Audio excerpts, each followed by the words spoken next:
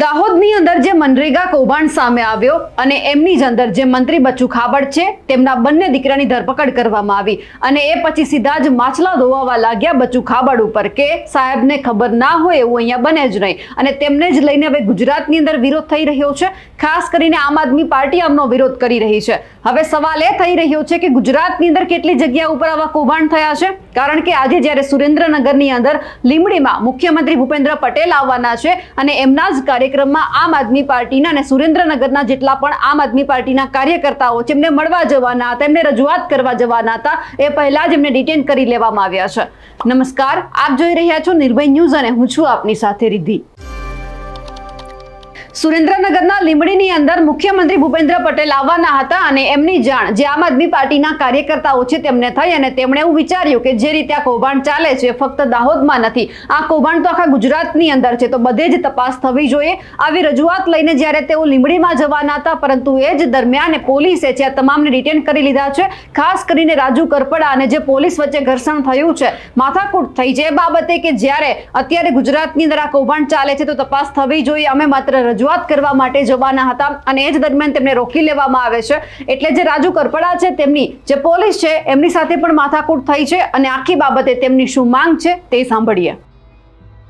તમને મળતા નથી, ગાંધીનગર વારંવાર સમય માંગીએ તો મળતા નથી, વાત કરી છે એના પર એ એક્શન લીધું। તો જ્યારે અહીંયા જિલ્લામાં આવતા હોય ત્યારે તો અમે શાંતિથી મળીએ ને। અમે બીજી 5 જિલ્લાના પ્રશ્નો બચ્ચુ ખાબડના છોકરાઓના કારણે આખા ગુજરાતમાં હજારો કરોડ રૂપિયાનું કૌભાંડ મનરેગામાં થયું છે। સુરેન્દ્રનગર જિલ્લામાં પીપરા ચોટીલાના પીપરાળીમાં 12 આરોપી પ્રથમ દિવસ પકડાયા છે। આખા જિલ્લામાં કૌભાંડ થયું, આખા રાજ્યમાં થયું, દરેક જગ્યાએ બચ્ચુ ખાબડના છોકરાઓએ વહીવટદારો નિમણૂક કરી છે। અત્યારે અમે એનું રાજીનામું માંગવા જઈએ છીએ, તો આપ વચ્ચે આવીને ઉભા રહ્યો છો। અમે વિનંતી કરીએ અમને મુખ્યમંત્રીને મળવા માટે જવા દો। અમારે કોઈ જાતનો કોઈ પોલીસ સાથેનું અમારું ઘર્ષણ જ નથી, તમારે પકડવાના છે। બચ્ચુ ખાબડના છોકરા વિરુદ્ધ કાર્યવાહી કેવી રીતે થઈ શકે? તમારી રજૂઆત નહીં પણ ધ્યાનમાં રાખવામાં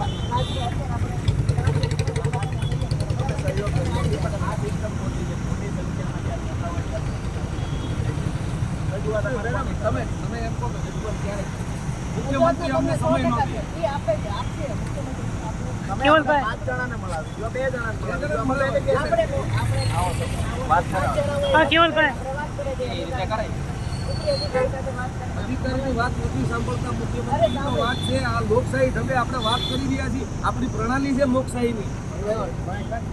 આપણે અને ગરીબોનું રસોડું બંધ ન થાય એના માટે થઈ અને મનરેગા યોજનાની શરૂઆત કરવામાં આવેલી। આજે મનરેગા યોજના જે પંચાયત વિભાગમાં આવે છે, જે પંચાયત વિભાગમાં મંત્રી તરીકે બચુભાઈ ખાબડ જવાબદારી નિભાવે છે, જેના પદ પર બચુભાઈ ખાબડ બેઠા છે, એના જ વિભાગમાં જે રાજ્ય સરકારની તિજોરીની ચાવી પંચાયત વિભાગમાં જેટલી પણ ગ્રાન્ટ છે, જેટલી પણ રકમ પડી છે, એની તિજોરીની ચાવી બચુભાઈ ખાબડને મંત્રી તરીકે આપવામાં આવી છે। ત્યારે બચુભાઈ ખાબડ પોતાના પરિવારના લોકોની મારફતે આ તિજોરી લૂંટાવી રહ્યા છે। માત્ર દેવગઢ બારિયા અને આજુબાજુના 1-2 તાલુકાઓમાંથી અત્યારે 71 કરોડ રૂપિયાનું કૌભાંડ સામે આવ્યું છે, જેમાં મંત્રીના બંને દીકરાઓની ધરપકડ થઈ છે। અમે માનીએ છીએ જ્યાં સુધી અમને માહિતી મળી છે ત્યાં સુધી આદિવાસી પટ્ટાના તમામ તાલુકાઓની અંદર બચુભાઈ ખાબડના છોકરાઓના વહીવટદારો નિમેલા છે। તમામ તાલુકાઓની અંદર કૌભાંડ આચરવામાં આવ્યું છે છેલ્લા 5 વર્ષમાં। સુરેન્દ્રનગર જિલ્લામાં પણ મનરેગા કૌભાંડ મારફતે શૌચાલય કૌભાંડ થયું, રોડ રસ્તાના કૌભાંડ થયા, તળાવોના કૌભાંડ થયા। છેલ્લે પીપરાળીમાં 2 દિવસ પહેલા 12 આરોપીની ધરપકડ કરવામાં આવી। એટલે કે રાજ્યવ્યાપી આ કૌભાંડ છે। જ્યારે જો આની ચોક્કસથી તપાસ થાય તો હજારો કરોડ રૂપિયાનું આ કૌભાંડ બહાર આવી શકે એવું છે, પરંતુ તંત્ર દ્વારા આ કૌભાંડને છુપાવવા ઢાંકવાના પ્રયત્ન થાય છે। બચ્ચુ ખાબડના બંને દીકરાઓ ઉપર આક્ષેપ છે કરોડો રૂપિયાના કૌભાંડનો, છતાંય હજી બચ્ચુ ખાબડનું રાજીનામું લેવામાં આવ્યું નથી। ત્યારે આજે અમે જ્યારે ગાંધીનગર વારંવાર સમય માંગવા છતાં અમને મુખ્યમંત્રી દ્વારા કાર્યાલયથી સમય આપવામાં આવતો નથી, અમને મુખ્યમંત્રી મળતા નથી, તો આજે સુરેન્દ્રનગરના લીંબડીમાં જ્યારે મુખ્યમંત્રી આવી રહ્યા છે ત્યારે મુખ્યમંત્રીને જ્યારે અમે રજૂઆત કરવા જઈએ છીએ, અમે વિનંતીપૂર્વક રજૂઆત કરવા જઈએ છીએ, કોઈ રાજકીય વાત કરવા જતા નથી કે જેનો બાપ મંત્રી હોય એના દીકરા વિરુદ્ધ ગુજરાતમાં કયો અધિકારી તપાસ કરી શકે? ચોક્કસથી તપાસ બિલકુલ ના થઈ શકે। એટલા માટે બચ્ચુ ખાબડનું પહેલા રાજીનામું લેવામાં આવે, ત્યારબાદ જે તાલુકાઓમાં મનરેગા યોજના અંતર્ગત કામ થયા છે એમાં રેન્ડમલી ક્રોસ ચેક કરી અને આ કૌભાંડને ઉજાગર કરવામાં આવે। જી। હવે જે રીતે ગુજરાતની અંદર બધી જ જગ્યા ઉપર એક જ માંગ થઈ રહી છે કે મંત્રી છે તેમનું રાજીનામું લેવામાં આવે, પરંતુ જે મંત્રી સાહેબ છે તો એવું જ કહે છે કે આમાં મારો કે હાથ નથી, હું કે ખોટો નથી, હું ભાગેડું નથી. પરંતુ એ જોવાનું છે કે સરકાર ક્યારે તપાસ કરવાના છે.